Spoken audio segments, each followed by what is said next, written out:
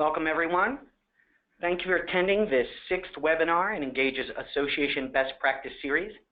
Today's subject is The Rising Tide, Smart Marketing to Elevate Your Industry and Drive Member Value. The session is being recorded, and previous recordings in the series are available for the importance of UX and website design, millennial engagement strategies, improving the online member experience, member data collection, and SEO best practices for association are all available at Engage's website at engagesoftware.com/webinar.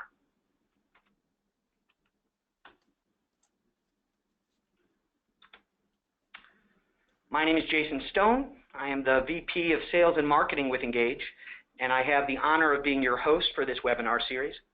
Throughout the series, we have invited leading experts to discuss and share insights on a variety of topics related to successful association administration and growth. A little housekeeping before we begin. To maintain a quiet environment, all attendees are in listen-only mode. We will have a Q&A session at the end of the webinar, so should you have any questions, please use the question function in the GoToWebinar utility box on your screen to ask that, and I'll be watching throughout the presentation for your questions. A recording, again, of today's presentation will be sent to all attendees, and it will also, as I mentioned, be available on the website. At the end of the webinar, please take just a minute to take our 5-question survey. Your feedback helps us improve the quality of future webinars, and from the entries, and this is today, we will draw one lucky winner for a $25 Amazon gift card. One of the questions in the survey asks for ideas for future topics, and we'd really welcome and appreciate your thoughts to help us guide and grow the series. And as a quick aside, thank you to those folks who followed up with the pre-webinar survey. We appreciated your answers, and that was very helpful to us. We'll address that later in the presentation on some of the things that were asked. Our speaker today is Lindsay Matoush. I am really excited about the webinar she's going to present, not only because it's already, based on the folks in attendance, the best attended in the series, but also because of Lindsay. I think you're going to find, as I have, that Lindsay knows what she's talking about in this space. I'm not sure if meeting her, quote unquote, over the web will capture her enthusiasm and spirit, so I'll just share that she's one of the most dynamic and savvy people I know. She's going to share case studies and reveal her real-world experiences with associations, and I promise you'll leave today the better for having attended this webinar.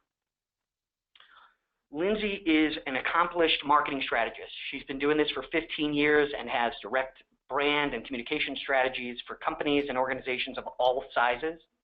She has a specialty focus in the unique landscape of association marketing.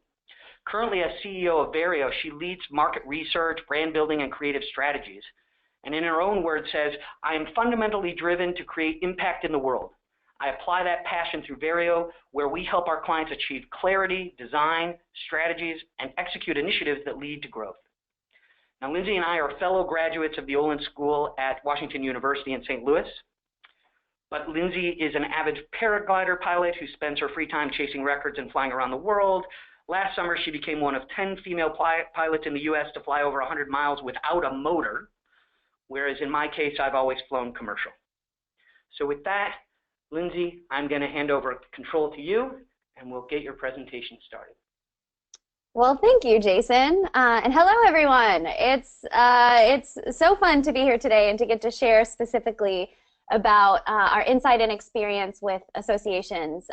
Before I start, I'll just briefly thank Jason and Engage. It's been amazing to discover them and the really fabulous work that they do for associations in the web and database space, knowing that that's such a core backbone to every single marketing initiative that we execute. And so Jason, thanks a lot for hosting, and very excited to share what we have for you today. Thank you, and I'm blushing on my end of things. Oh, of course. I am just having trouble. The controls disappeared, Jason. Can you give me back control? I need control. Or you can just advance the slide for me. I just need to get to the OK button. Try now. There we go. Let's try that. Perfect. Oh, okay. All right, success. So what will we cover today? There is a lot that we could explore under this topic of marketing for associations. Here's what I want to make sure that you leave with. The unique marketing opportunities that you have as an association, how marketing can help you add value to your members, and by so doing, grow your association. And then we'll talk through a lot of concepts and kind of theory in hopes that it applies to the very broad representation of associations on the webinar today. And then I'll leave you with some case studies to illustrate those concepts. When we talk about marketing, I want to just briefly touch on what is the role of marketing. So, and associations, in my experience, approach this from a lot of different angles. So at the end of the day, what we believe marketing is, the goal is to help organizations or businesses, or in this case associations, or the members of associations grow. In so doing, we have to clarify who we're talking to and why they should care. And by who we're talking to, for you guys, that's often really diverse markets. And one of the things that we see is maybe like a big pitfall of associations is saying one message to the very diverse markets that are actually coming to your website or interacting with your association in some way. So really articulating and clarifying who are our diverse markets and why should they care? Why should they interact with us? Once that's really clear, marketing is about executing the strategies that say the right things in the right places where people are paying attention to the right market at the right time, with an ultimate goal of compelling belief or insight or education or knowledge, and ultimately action from our markets. The challenges that associations face. This is what we hear a lot when we're working with different associations. Typically some mixture of these things. Shrinking membership base, an aging membership base, and this big question about how do I engage younger professionals, especially when they demand such different things than my older professionals or my founding members or the guys who helped start the association so long ago. The 80-20 rule, so often having such a small percentage of the membership doing such a large percentage of the work. How do we add value in a world where members are networking and learning differently? Obviously, the internet and webinars like this one have transformed the way that people learn and the way that they network. And that is having widespread effect on associations around the country or globally, really saying, how do we continue to add value in a world where what members used to want from us is very different than what they want from us today? And then lastly, how do we use marketing channels well? So we end up working with a lot of associations that have all the right channels in place. They have great websites, they have social media, they have databases or e-blasts or newsletters, but sometimes struggle to know, how do I use these channels most effectively? And when we talk about marketing for associations, the conversation is really two-pronged. On the left-hand side, we have marketing your association to prospective members with the goal of ultimately growing that association. On the other side of the coin, we have, how do we help members market their businesses or their organizations or their work more effectively to their constituents, whether that's customers or clients or the public or patients. In other words, how do we add value to our members? And for the purposes of our webinar today, we're going to focus largely on that second bullet. How do we really add value to members by equipping them to tell their story better or helping them market more effectively? Because what we've seen over and over again is if you do that, at the end of the day, you are adding tremendous value to those members, which pays off for the association, and it gives you an opportunity to better articulate the value that you offer prospective members, and can often create a little bit of a growth center because you put the focus in the right place.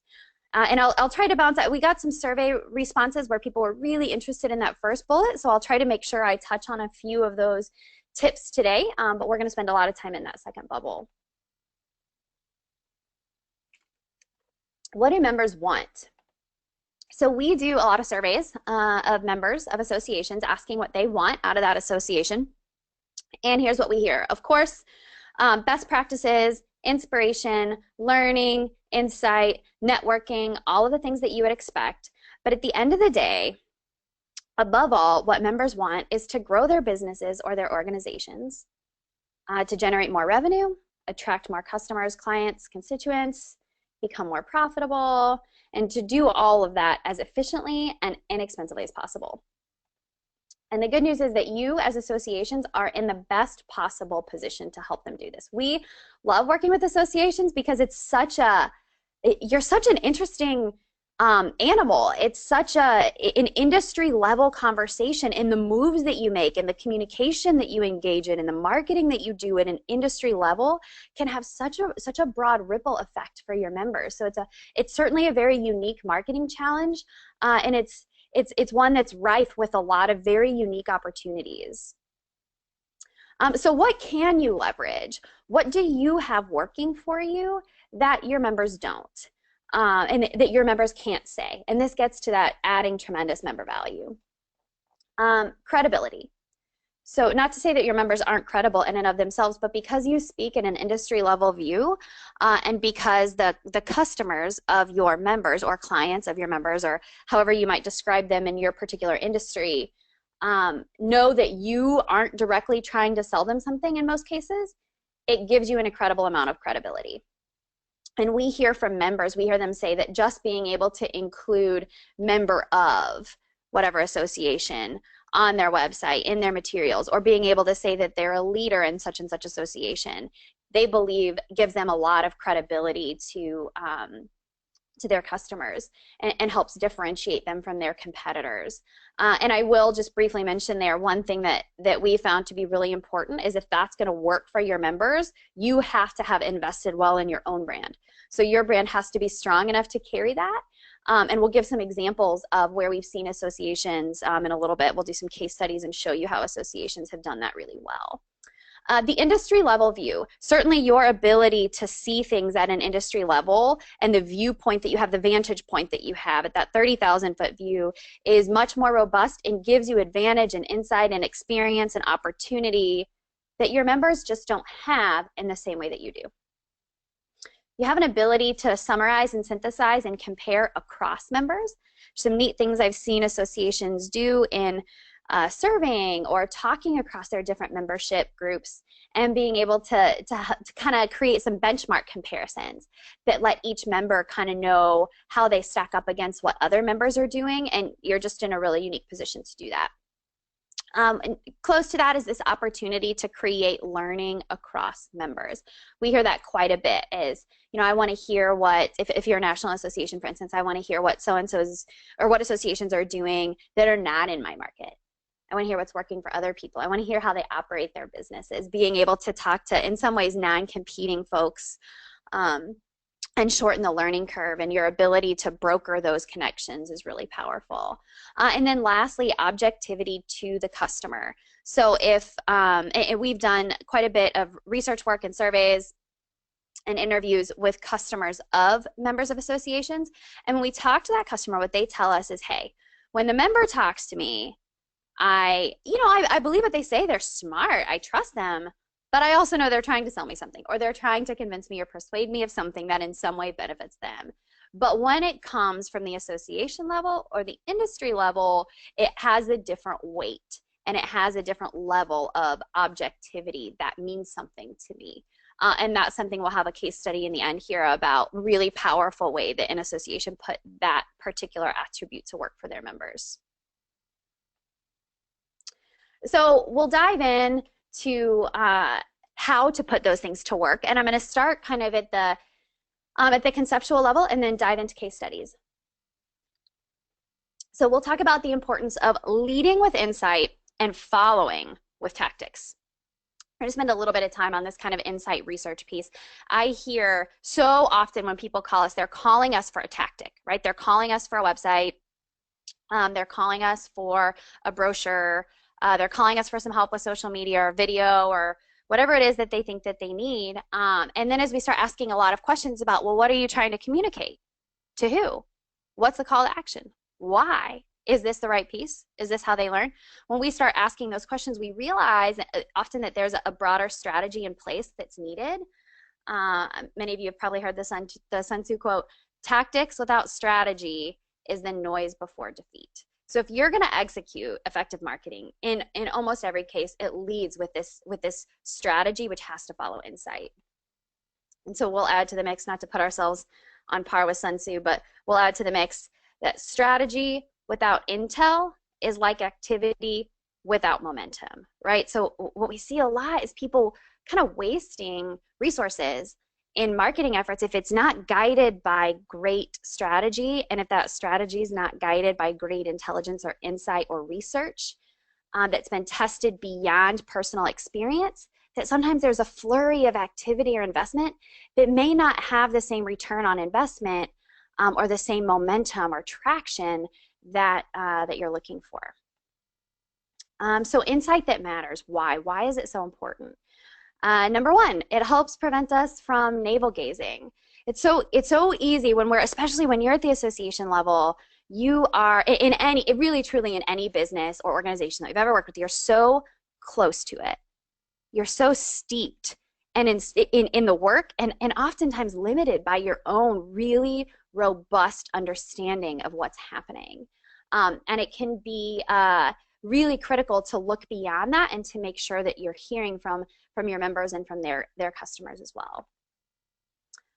It keeps you from talking to yourself. One of the biggest mistakes that we see in marketing is speaking the language of the service provider, or speaking our own language, talking about what we do, talking about what we provide or we offer, our services or our benefits, or speaking a very technical language instead of speaking in the end benefit of the member. A little freebie here on marketing your association. There was an association we worked with, and when you got on Why Become a Member, they first listed all the benefits that really every association has, or many of them do, that might pertain to discounts on car rentals or whatever else, and then kind of a huge laundry list of benefits.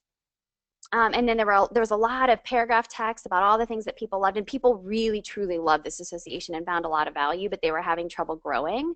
And we switched it into 3 things, and it was differentiate yourself, and grow your practice, and expand your network.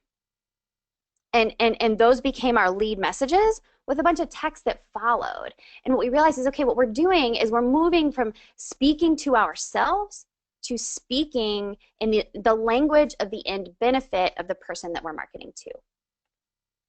And lastly, money. Nobody likes to waste money. And we all have a limited amount of human and financial resources to get the job done. And when you know that you know what's going to lead to growth, because you've talked to, you've researched, you've gained that insight to understand which strategies are going to work, you know how to invest in the right tactics, and you know what comes first and what comes next and what's a tier 2 or 3 initiative. What kind of insight do we want to gather? Who do we want to talk to, and what do we want to know? I'll spend just a little bit more time on research, and then we'll dive into some of the ways that we've seen associations put this to work. But we typically segment research into 3 parts. Customers, which would be, again, the customers of our members, and I know for the broad range of associations on the phone, that might be more like constituents or organizations, or individuals or professionals or doctors or attorneys, and so these would be their patients or their customers or their clients. Then industry partners. By industry partners, we mean other associations or other people working truly at that industry level. That might be universities, it might be intermediaries, it might be civic groups, but other industry partners. And then members, your members. So when we're talking to customers, there's a lot of things that we can measure and a lot of really amazing intel we can gather. We ask them about purchase intention. What do you intend to buy or invest in the next 1 year, 2 years, 3 years, 5 years? Imagine the value of giving that intel to your members who are trying to invest in R&D, or they're trying to invest in new technology or inventory or infrastructure. When you can tell your members what their market wants to buy in the next 12 months, that's really valuable. What influences their decision? This is such an interesting thing to map, because it's so often different than what people think it is. Many people tend to believe that if their market just understood the facts, they would make such and such purchase decision. But in many cases, what we find is it's not often the facts that influence the purchase decision. And being able to understand exactly what does gives you a much better ability to influence things on behalf of your members. How do they make choices? What websites do they go to? What do they read? Who do they listen to? What do they pay attention to? All of those things give you insight about how you can speak to these markets to influence them. Why don't they buy more or believe? What holds them back? If you have an industry, I talk to so many amazing associations who are doing such special work, but often very nuanced or very niche. And there's a sense of kind of really wanting to get the word out. And if the world just knew what we offer, such XYZ would sell itself, or such and such professionals wouldn't have any problem getting jobs. So when we talk to the market that we're trying to influence, we can kind of ask, why don't you believe or buy more? Is it that you don't know? Do we have an awareness problem? That's one set of tactics. Is it that you don't believe? We have an education problem. Is it that you don't see the value? And by really understanding that, we can attack it in the right ways. What are their perceptions? This is a biggie. And is often maddening and sometimes enlightening, and very helpful to measure the perceptions that customers of our members, what they think about the members and about the industry. Industry partners. I love talking to industry partners because they have such an important view. They also have that 30,000-foot view. They share that with you, and they're some of the best ones to give you insight about who you are. What we see very often is associations were founded however many years ago with a certain set of objectives or for a certain reason. And oftentimes the landscape shifts, right? You have this sort of tectonic shift where the reason that you were initially founded may not be the reason that you still need to exist. And the question is, have you adapted appropriately? Are we doing this because we've always done it? Or are we doing it because we really should be doing it? So industry partners are tremendously helpful about helping you see what's broken, what's our role, what do we do better than anybody else?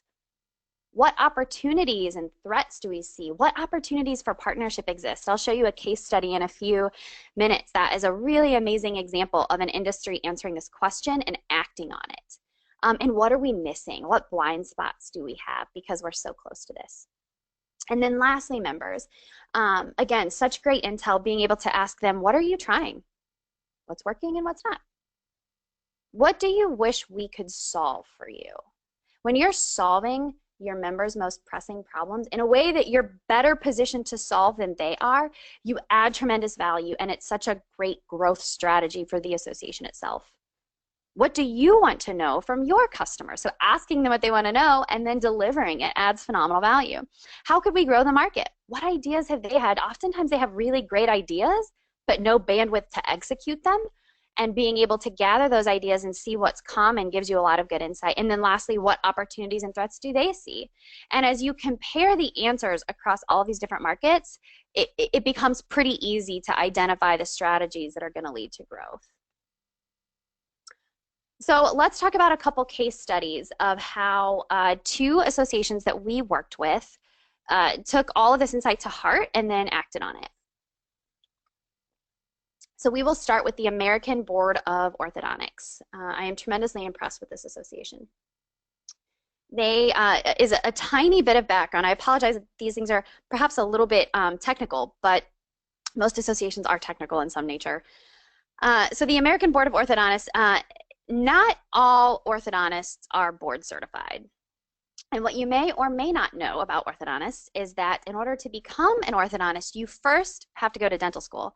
Then you go to orthodontic residency, which is basically the equivalent of med school. And then you're set to practice. You do not need to get board certified.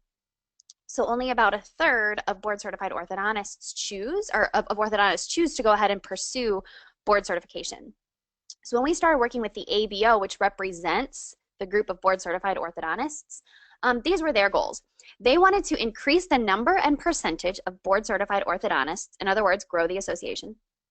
They wanted to increase the value that board certification offers orthodontists by increasing the value that it holds to the general public, right, to their patients. In order to do that, they knew they needed to understand a few things. Why are orthodontists currently board certified? And why don't more become board certified? What would motivate more orthos to become board certified? What does the general public understand about board certification, and what would make them choose a board certified orthodontist versus a non-board certified orthodontist? So I know a lot of you, as I kind of looked through the registration list, have certification programs or qualification programs, and if you fall in the camp of adding value to your members by helping them differentiate from competitors that are not members, then listen up and you can think about how some of these strategies might apply to you. So there's a lot that we learned. Here were some critical conclusions without taking 2 or 3 hours to do a deep dive into all of that research. Here were a few key conclusions. Number 1, the public doesn't know the difference between board certified and non-certified orthodontists, and furthermore, they assume that every orthodontist is board certified because they hear about medical doctors taking their boards and they assume that orthodontists do too. Second, we know that they're tremendously concerned for their kids' smile, and if they knew the difference, they would change their behavior. So that tells us we have an awareness and an education problem. In order to influence more orthodontists becoming board certified, here's what we learned, is it's less about, it's one part being able to differentiate and add value and communicate something to the general public, but even more than that, if they were going to be board certified, they had this intrinsic motivation to achieve excellence. These are super high performers, high achievers, and so positioning board certification as this mark of excellence to achieve is something we knew would help do the trick. We also knew that residents are the future. By the time that you have been non-board certified for a long time in practice, you're probably not interested in going through everything it takes. So we knew if they had limited resources, they needed to focus in on residents. And lastly, we knew that influencing the public, if our goal was to convince the public, that was really expensive, right? Marketing to every mom of a kid who could potentially need braces in all of America is an expensive endeavor. But arming a grassroots marketing force of board certified orthodontists is easy. So here's what they did. They rebranded themselves to offer better credibility and differentiation. When we first found them, they had a logo that they have had for about 50 years, and it was neither of these. Similar in some regard to what you see on the right, though not entirely. And that's what they used as kind of lapel pins and is all their marketing to the general public. And we asked the public, we did focus groups with moms, we did surveys with board certified and non-board certified orthodontists, we did one-on-one interviews with both of those groups. We talked to educators and people at universities and advocates and kind of combined all this research into these strategies. So what we learned was that the general public did not recognize or attach any value to the existing symbol. So we created this board certified seal that you see on the right and made it something that really looked like it carried kind of medical weight and authority. If you're going to do something like this, you have to make sure that the symbol itself carries weight and commands the respect and authority it needs to for the customers of your members. And then on the left over here, you see they redid their own logo.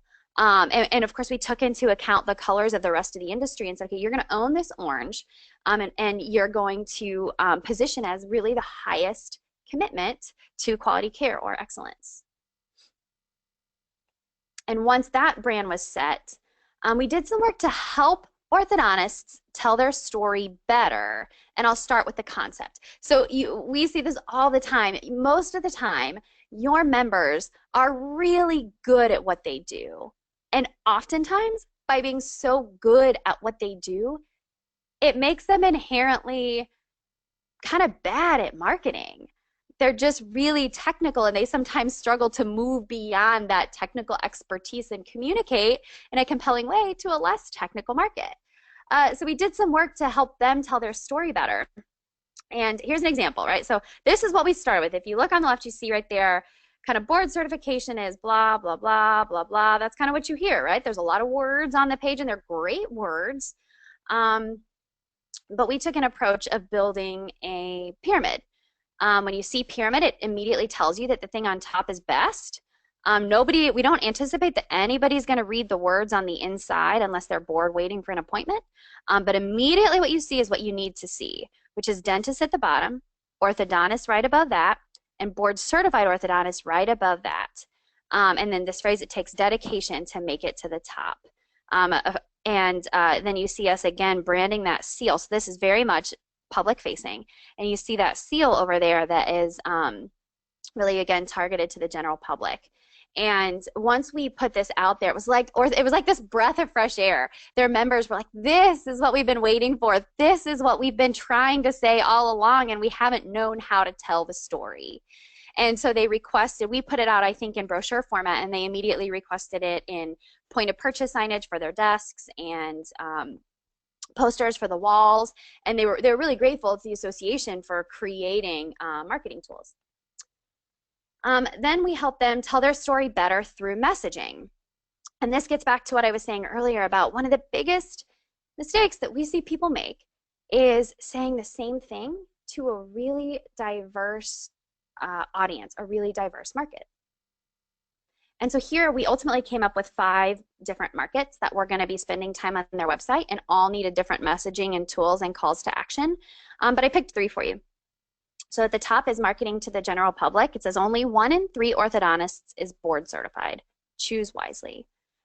Interestingly, they hadn't really thought about that before, right? That if they had about 10,000 members, I think, and there's maybe 30,000 orthodontists, that's 1 in 3. And so as we kind of dug in, we realized, oh, that's a message we can put to work for us, because it tells the public, don't you want to work with the top third? And then again, that choose wisely there, that remembering that they're really concerned for their kids' smile, so they want the best. Second, put your certification to work for you. So this is targeted to members, knowing that we always say to associations, watch your front door and your back door at the same time, right? As you're trying to attract new members, make sure you're not losing the ones you have. Make sure they're actively using what you offer so they find value in it. So we created these marketing toolkits, which I'll show you in a minute. And then lastly, I shared with you that we knew that residents were such a key to the whole thing and a huge focus.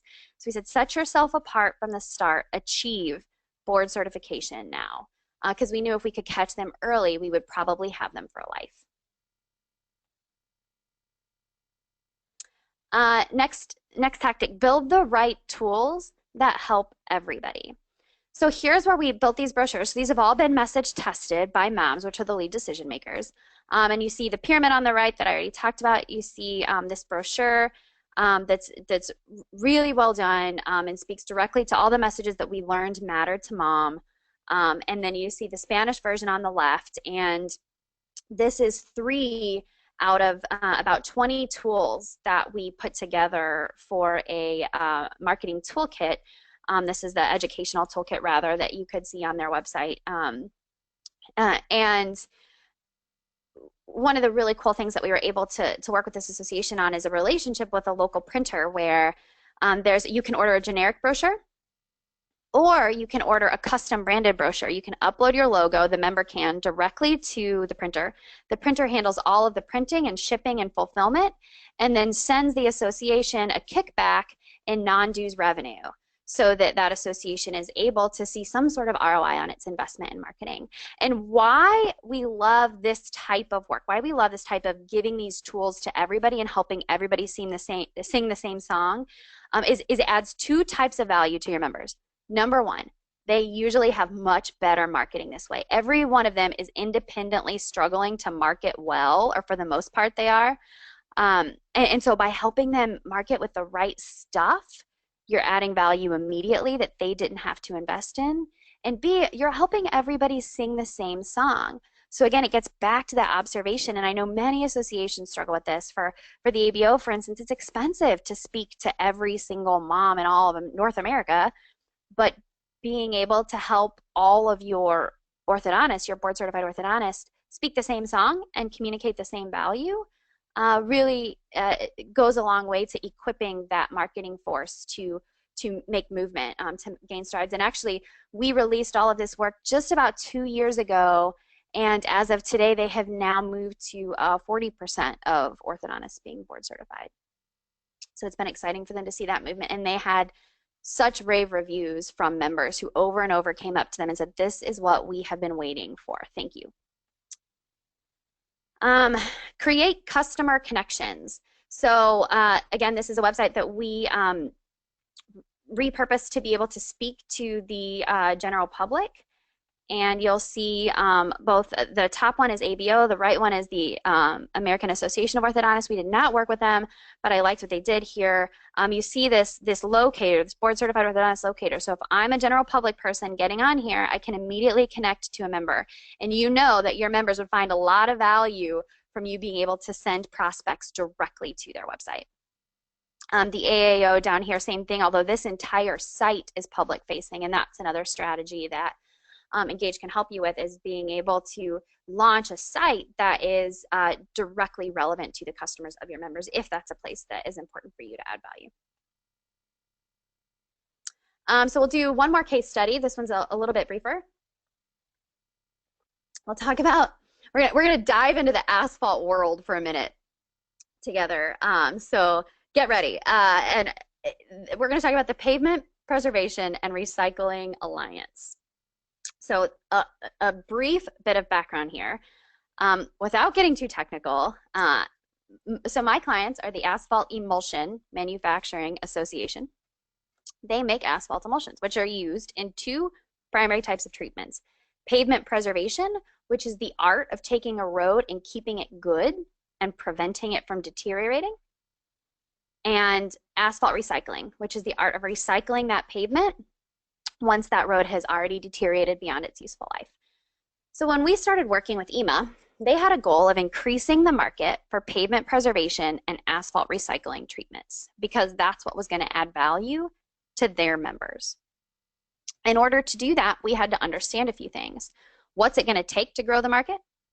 How do our customers make decisions? What influences their choice of treatments? What was really interesting is these guys offer tremendous value, and they save money, they save time, they save the environment, and yet we weren't seeing the type of adoption that we would expect. So we really did a dive to understand why. What would make their customer, and their customers often state, city, or county Department of Transportations, what would make their customer more inclined to choose our treatments over alternatives, and what holds them back? What are their existing perceptions about our treatments? How do they learn about new treatments, which is critical for us knowing how to influence that? And what do they want from us? We gave them an opportunity to say, if the industry can provide you anything, what are you interested in? We learned a few key things. Engineers, or decision makers, don't know where to go for answers and are often overwhelmed by options.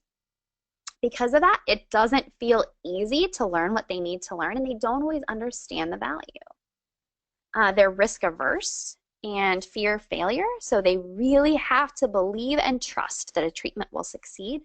And they need to see success stories. Even if we have all the data to prove that our treatments work, they want to know who else has done it and tell me that it succeeded. And then lastly, they need to understand the research, but it's not getting out there. So there's some really phenomenal research that has been done around the country that validates a lot of this, but there's not a great venue for communicating it to the customer. So these clients, I think, are really particularly visionary in saying, we're going to take all of that, we're going to listen to our customer, and then we're going to work together to address it. So here's what they did. First, they worked on telling the story better. If you see here, there's three primary benefits: the lowest life cycle cost per road, the eco benefit, and improving your network condition, with this idea of building a better road network. That's a big message that we realized. It was a big story that was undertold. It was kind of the key to everything. And then we built these icons, and I know this seems so simple, but if you go back to the example from the ABO where there was all the text on one side and then a pyramid on the other, there's oftentimes such a better way to tell a story. And so these three icons we're baking into the rest of the website to help members really see and understand that value. Solving industry level problems. This is a biggie, and this is where I think these guys are just rock stars. So if you look on the left, you see a lot of different groups that are, again, if you go back to my conclusion that engineers don't always know where to go for answers. You had all these different groups who are working on different parts of this problem, but they didn't have everybody working together in a way that made it easy for an agency, an engineer, DOT, to find the answer to their question. So these guys formed, not all of them, ARIS and EMAR, the clients, formed the Pavement Preservation and Recycling Alliance with the goal of making it easy on the customer. And I just think this work is tremendously brave. It's not always easy to work across associations, but it can be tremendously valuable. And then each association is able to share the investment. And so they're working on a website. So this is all under development, and are working on a way of helping their customer be able to easily access and navigate the plethora of information that's out there. And then create customer connections. So there's one of the things that we learned is that innovation is really important, but sometimes members don't have a venue to share all the innovative things that they're doing. So on the website, we'll have something like an innovation corner where we can rotate through members and share about innovative things that are happening. And then find a contractor and a supplier down here. So you have the ability to search for that contractor and a supplier, much like the example from the ABO and the AAO. And then we'll create that introduction back to the member. Offer credibility and differentiation. I'm not going to walk through a full case study here, but when I saw some of the people signed up, we pulled this example. This was the American Academy of Attorney Certified Public Accountants. These are guys that are dually qualified to practice both law and accountancy. And we did very similar to the ABO here, where we created, if you look on the right here, this circle, this was their old logo. And it was kind of precious to the organization. It was a little bit of a sacred cow, but it felt a little bit dated to their market. And so we converted it into this seal and made this really highly recognized seal and turned it into something that looked like a lot of value, or looked somehow very distinguished, and then created a lot of different things that members could purchase that would be able to differentiate themselves for their non-dually qualified peers. And then we built this logo on the left as distinct from the seal. And then this is another example of helping people tell their story better. So this idea that two experts are always better in one. And again, these guys are really, what they offer clients because of their dual view is really valuable, but they all struggle to tell that story. So we created some marketing tools that they could give to members to help them better tell that story. So those are a few examples of the rock stars and the guys who I think have done a great job of starting with that insight and then drilling all the way down into the strategies and then the tactics that'll lead to growth. So if I summarize for you 6 ways that you can put your advantage to work for your members, here they are.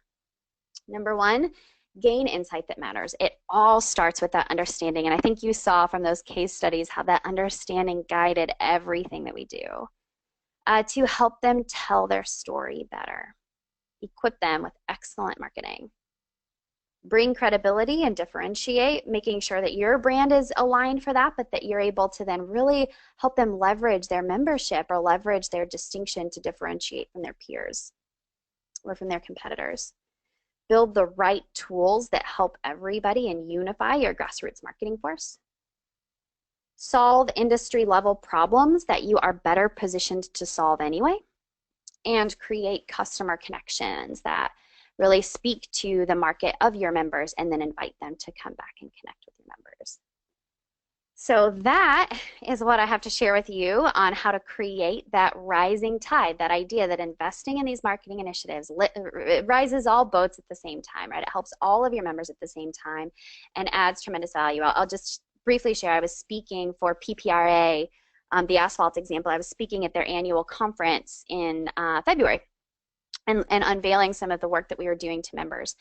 And members came up to me over and over again the next few days and said, hey, I just wanted to tell you, I was questioning a little bit of the value, kind of feeling like we'd been being stagnant as an association, but when I see this, I'm excited, I'm bought in, and I really believe our association is doing the right stuff, so thanks.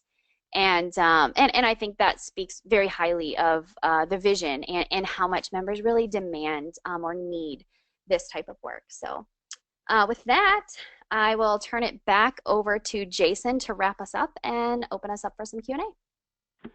Thank you, Lindsay. We really appreciate the sharing today. Did we lose our screen?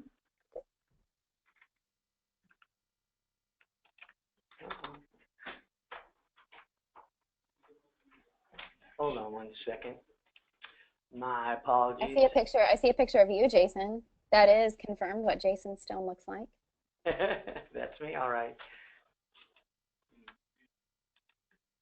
Okay. 2 for 2. There we go. So, for those of you who have attended previous webinars, you know that very briefly, I promise, before I open the floor to the Q&A portion, I always like to connect the dots to why we're bringing in this expert. And for those of you who are new, and I know because this is a large group today, there are a number of new folks in attendance. So a very quick overview of who engages and what we're all about. We're an enterprise-level digital marketing firm. We're based in St. Louis, Missouri, where we bring a Midwestern culture and work ethic to our projects with an all-local staff of designers and developers. The work we do is targeted to Microsoft-centric clients, and that includes content management systems, association management systems, customer relationship management systems, and integrations. Back-end database integrations is a key to our core strengths. Plus, we also offer custom software development. So if you can envision it, we can build it. The work we do in the association space, which is about 60% of our work in the last 12 months or so, is information architecture, user interface, user experience, design, strategy, and of course, web and mobile development efforts. And this is where I'm connecting the dots. We like to say at Engage that we're your partner, not a vendor. It is in our cultural mindset that a drive to connect with other talented people who have a depth of expertise like we have in our field. That's in part what drives us to bring you these webinars.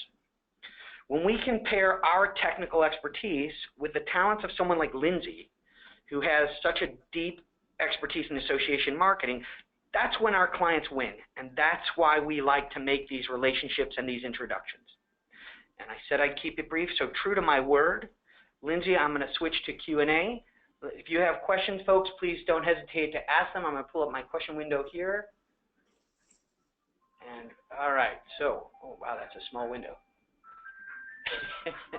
And I'm guessing everyone can hear that the ice cream man is at our office all of a sudden. All right, have you ever worked, I'm sorry, the window is very small for me to read, so I'm going to be a little unclear. Have you ever worked with an association in which the members join for discounts and benefits, but might not particularly care about boasting that they are a member of that association? So the question is, have I ever worked with someone where they joined for discounts and benefits but didn't care to boast? You know, I don't know that I've ever worked with an association where they didn't want to, where they wanted to in somehow distance themselves. I have worked with associations where being a member wasn't something that really truly differentiated them, where it was just more a matter of the learning and the networking and the insight, and where being the member didn't say something to differentiate them. Certainly that's the case sometimes, although what I would say to that is obviously it's highly dependent on your industry. But then that's just not the marketing tactic that you use. That's not something that would be of value to you. But some of the other marketing tactics, I suspect, or strategies would add greater value than investing in that piece of differentiation. And Lindsay, they wanted to kind of expand, are there ways, and I don't know if you can answer this without a knowledge of who the association is, but there are ways that you can get them to care and boast about the association? That's a great question. Yes. I'm going to real quickly, Lindsay, I'm not sure, Brendan, if you're asking to care or boast about the discounts or to care or boast about the association. But let's assume they're talking about the association. I suspect they're talking about the association. Yeah, and honestly, I think it's twofold.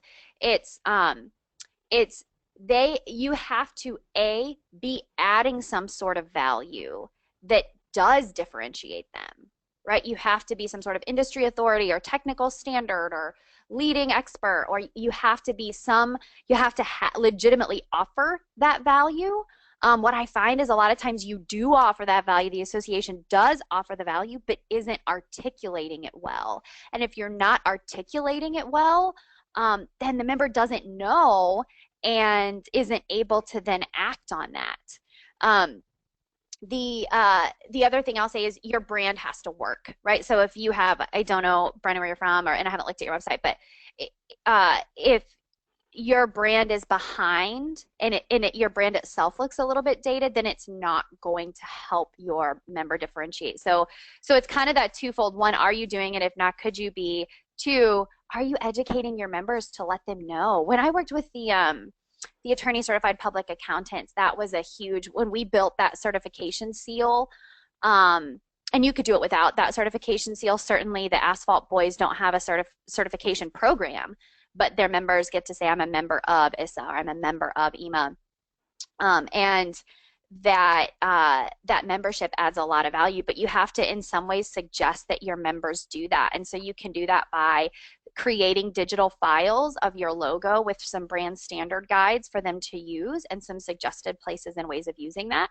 You can create web copy. We did that for AAA CPA, where he said, here's, I am a member of, and here's what that means and why that matters to you, my prospective client. And so you can really arm them with the tools to tell their story and then get that out there. The ABO every single week publishes an across-the-board e-blast, and they feature one of the items from the marketing toolkit to help inspire members to use it. Okay. In this one, we'll kind of take a step back to the presentation itself. It's what's the best place to start? Where can you begin a smart marketing initiative? Yeah, again, I'll have to say that goes back to research. That's actually wrong. It goes back to your goals and objectives. So if you went through either of the case studies that I talked about, they all started with, what does growth look like for us? What are we trying to do? We trying to grow our association? Okay, well, what's going to lead to growth? Are we trying to add greater value to members? Well, what do they value? Are we trying to help them differentiate from their peers? Well, how do we do that? And so by being able to identify what are the goals and objectives that you have for growth, then that really guides the research or that you have to do, or the intel that you need. And then from there, you can develop the strategies or the tactics or the tools that are going to help move you forward. And I'm going to second that, because the things you just spoke to are the very things that we address and engage in our discovery process before we'll start a web project, is to what is the why? Why are we doing these things? What are the business objectives, the association objectives that we're trying to meet? Great, you want a map, but why do you want the map? What's the goal here? So I'll second that as a starting point. Okay, it looks like this is the last question, unless anyone wants to ask another. And I think we get this question at almost every single webinar. What does something like this cost? Right. Good question, of course. Well, it depends so completely and entirely. Jason, that's like asking, what does a website cost? That depends completely and entirely on what you need to achieve. We have worked with a pretty broad range of budgets and initiatives and different types and sizes of associations, and we have ways of right-sizing things. That's why we spend time at that goals and objectives piece, because then we can identify what's the ROI in this, and what's worth investing in, what's it going to take to do this well, and then we prioritize and invest from there. But it's certainly work that we can right-size to accommodate different levels of budget and different goals and objectives. Perfect. And everyone, it looks like, unless a question comes in very shortly, it looks like that's it. So with that, we want to remind you not to forget our survey at the end. We will draw for that $25 Amazon gift card today. In fact, I'll probably follow up and ask what you bought with it. I'm always curious to hear from those winners. And thank you, everyone, for your attendance. Lindsay and I would both love to be of further value. If you have any additional questions that you weren't able to get out during the presentation, this goes to for anyone watching this as a recording. We want to encourage you to reach out. That's what we're here for. You'll find our contact information on the screen, and of course those recordings will be made available to those in attendance. They'll be emailed to you, and as always, will be available on our website at engagesoftware.com. Thank you, everyone. We truly appreciate your participation. Thank you. And Lindsay, you in particular, thank you for your presentation. Oh, thank you. It was such a blast to present to you guys. Thanks for being such an engaged audience. Have a great day. Bye, everyone.